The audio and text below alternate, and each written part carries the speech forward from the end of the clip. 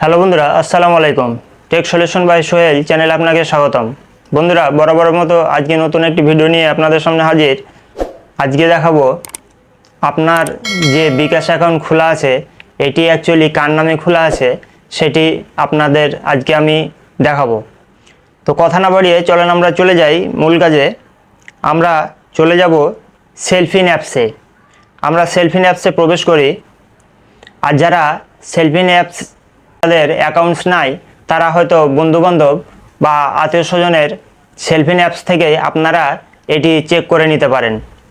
আর যদি মনে করেন যে সেলফিন অ্যাপস সাইন আপ করব, তাহলে আমার একটি ভিডিও আছে, আপনারা ডেসক্রিপশনে যে আপনারা লিঙ্ক পেয়ে যাবেন, সেটি দেখে সেলফিনে অ্যাকাউন্ট করে নিতে পারেন।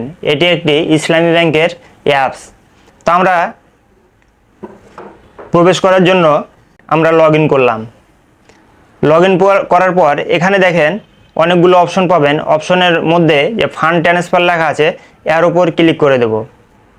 ক্লিক করার পর স্ক্রল করে নিচে আসার পর আমরা এই যে বিকাশ লেখা আছে এই বিকাশের উপর ক্লিক করে দেব। এখন এখানে দেখেন বলতেছে বিকাশ নাম্বার। তো আমাদের যে নাম্বার দিয়ে বিকাশ করা আছে সে নাম্বারটি আমরা ওখানে দিয়ে দেব। আমি আমারটা দিয়ে দিচ্ছি, আপনারা আপনাদেরটা দিয়ে দিবেন।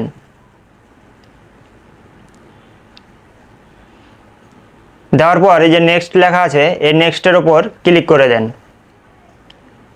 নেক্সটের ওপর ক্লিক করার পর একটু লোড নেবে। বন্ধুরা, নাম্বারটি সার্চ দেওয়ার পর এই যে আমাদের সামনে এই ইন্টারফেস আসছে। তা আপনারা এটি ব্লার করা আছে। তা আপনারা এভাবেই কার নামে বিকাশ অ্যাকাউন্ট করা আছে আপনারা দেখে নিতে পারেন। তো বন্ধুরা, এই ছিল আজকের ভিডিওটি আশা করি আপনাদের উপকারে লাগবে।